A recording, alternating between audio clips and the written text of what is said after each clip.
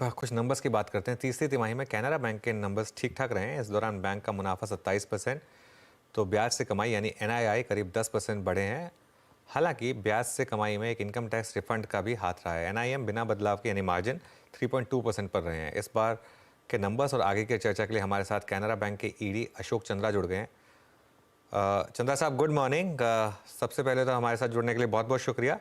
आजकल सबसे ज़्यादा चर्चा हो रही है नेट इंटरेस्ट मार्जिन की, क्योंकि हर बैंक में ये प्रेशर दिख रहा है।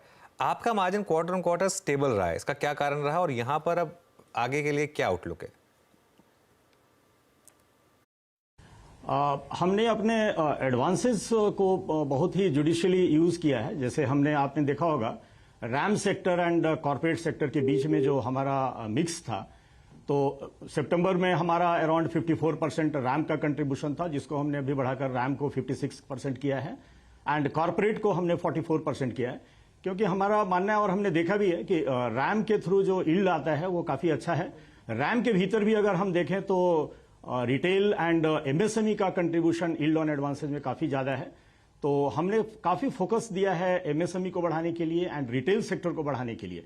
और आफ्टर ए लॉन्ग टाइम आप देखेंगे कि MSME में जो इस क्वार्टर का जो ग्रोथ हुआ है वो वन टाइम हाई है। पिछले कितने क्वार्टर्स का आप अगर पिछला परफॉर्मेंस देखेंगे तो ऑलमोस्ट डबल डिजिट ग्रोथ हमने MSME सेक्टर में किया है, जिसका इंपैक्ट हमें यील्ड ऑन एडवांसेस पे पड़ा है और फाइनली वो हमें नीम पे उसका इंपैक्ट आया है। और कॉस्ट ऑफ डिपॉजिट बढ़ने के बावजूद हम अपने नीम को मेंटेन कर पाए हैं और 3.02 जो गाइडेंस हमने पहले भी दिया था दैट 2.9 से 3 के बीच में रहेगा, बट हमने 3.02 पे नीम को मेंटेन किया है। और आने वाले समय में भी हमारा एक्सपेक्टेशन है कि 2.9 से 3 के बीच में हम अपने नीम को मेंटेन कर पाएंगे। अच्छा, ठीक है, निम की बात समझ में आ गई, लेकिन आपको जो डिपॉजिट और एडवांसेस का ग्रोथ गाइडेंस है वो इंडस्ट्री से थोड़ा नीचे है। इसका क्या कारण है? FY24 में आप डिपॉजिट में 8.5% और लोन ग्रोथ में 10.5% का गाइडेंस दे रहे हैं। जी सर, अगर हमारा आप पूरे साल का गाइडेंस देखेंगे तो हमने जो एडवांसेस का जो ग्रोथ का जो गाइडेंस दिया था वो 10.5 का गाइडेंस दिया था और उसके ऊपर अगर हमारा परफॉर्मेंस देखेंगे तो 11.69% का हमारा परफॉर्मेंस है। इसके भीतर भी अगर आप देखें तो हमारा रैम सेक्टर का जो ग्रोथ हुआ है वो 14.56% का ग्रोथ हुआ है। इट इज पिछले कितने क्वार्टर्स का अगर आप देखें तो ये एक हाईएस्ट ग्रोथ है। आपका ऑब्जर्वेशन जो है वो सही है। जो कॉर्पोरेट सेक्टर में हमने थोड़ा अपने लोन बुक को श्रिंक किया है। जो आपको मालूम है कि NBFCs के ऊपर जो RBI की जो गाइडलाइंस आई थी, रेगुलेटरी रिक्वायरमेंट जो आया था, तो उसके अंतर्गत हमने सारे NBFCs के जो पोर्टफोलियो है उसको रिजिक किया और जो CRAR के कारण RWA का जो ग्रोथ RBI के डायरेक्शंस के कारण हुआ था, तो उसको हमने अपने सारे NBFCs को ट्राई किया पास ऑन करने के लिए।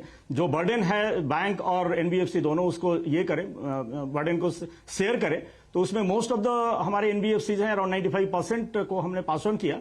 कुछ सेक्टर्स थे, कुछ ऐसे यूनिट्स थे जहां पे ये डिफिकल्टी हुई उनको बिकॉज ऑफ उनकी जो कॉर्पोरेट पॉलिसी थी, तो उसके कारण हमारा NBFC में ग्रोथ जो है वो कम हुआ है। आप देखेंगे 1,43,000 करोड़ का हमारा पोर्टफोलियो था।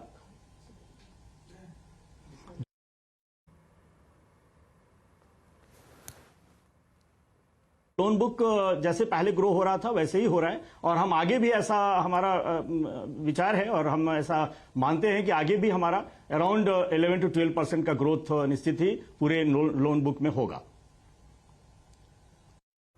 ओके अच्छा सर, ये आपने जो अभी 2.9% के NIMs की कल्पना करी अशोक जी, मतलब क्या लग रहा है? जो कॉस्ट ऑफ डिपॉजिट्स है लगभग अगले 2 क्वार्टर्स में by the end of this fiscal और by I think the first quarter of next fiscal कितनी बढ़ने की आई थिंक आशंका लग रही है आपको इसमें?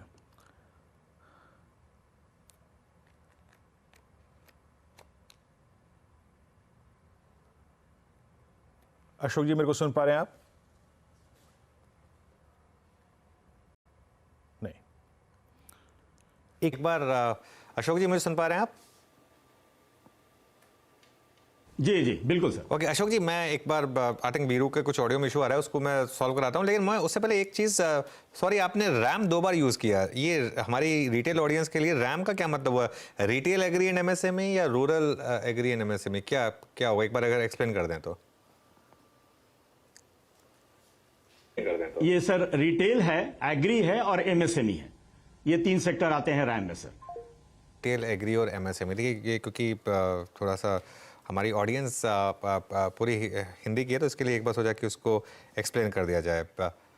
ओके, आई थिंक थोड़ा इशू आ रहा है यहाँ पर इस समय। अशोक जी, तो अगर आप मुझे सुन पा रहे हैं तो इस कन्वर्सेशन को हमको यहीं ख़त्म करना पड़ेगा, थोड़ा ऑडियो का इशू है। लेकिन बहुत बहुत शुक्रिया आज हमारे साथ जुड़ने के लिए, और आपको ऑल द बेस्ट पूरे साल।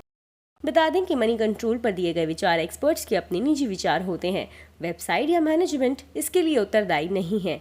यूजर्स को मनी कंट्रोल की सलाह है कि कोई भी निवेश निर्णय लेने से पहले सर्टिफाइड एक्सपर्ट की सलाह लें।